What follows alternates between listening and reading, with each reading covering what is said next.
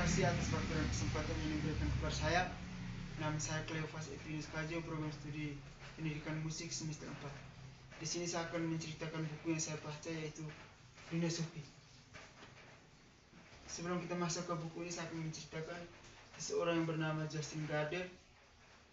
Dia lahir di Norwegia pada tahun 1952 dan dia mulai karirnya menulis novel pada tahun 1986,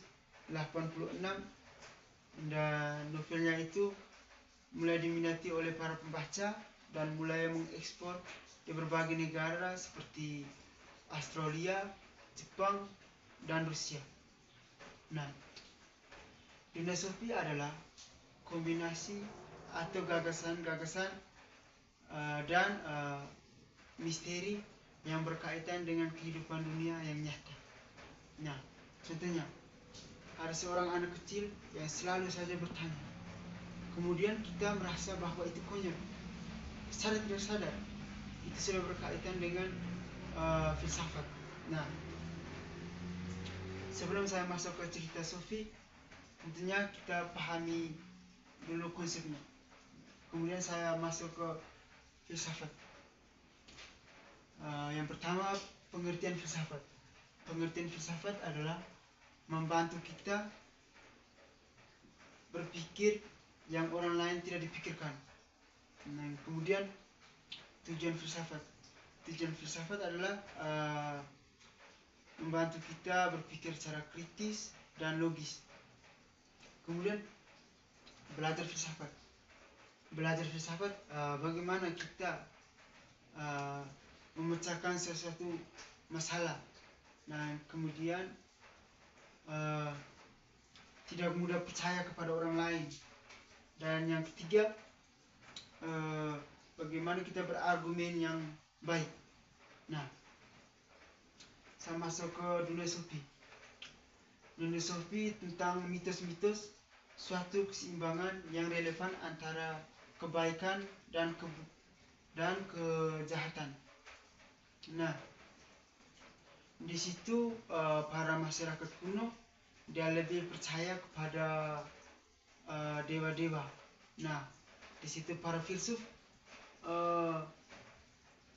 para masyarakat kuno itu lebih percaya kepada dewa, dan masyarakat kuno mulai menyembah kepada dewa-dewa itu. Nah, di situ para filsuf mulai mencari tahu bahwa siapakah dewa itu dan di manakah dewa itu. Nah, saya kembali ke Dunia Sophie. Nah, di sini ada seseorang gadis yang bernama Sophie yang umurnya 14 tahun.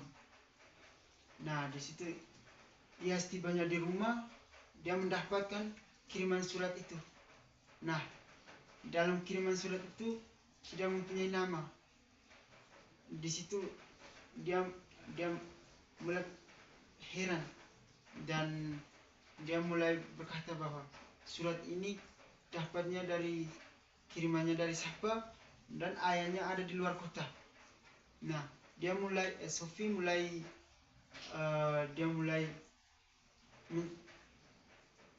mencari tahu bahwa isi surat itu apa.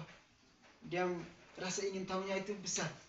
Nah, kemudian Sophie mulai membuka surat itu dan mulai membaca isi surat itu. Dalam isi surat tertulis bahwa siapakah dirimu? Nah, kemudian Sophie dia mulai berangkat sekolah, dan setibanya di sekolah Sophie sudah tidak berfokus kepada mata pelajaran. Dia hanya berfokus kepada isi surat itu. Siapakah dirimu? Nah,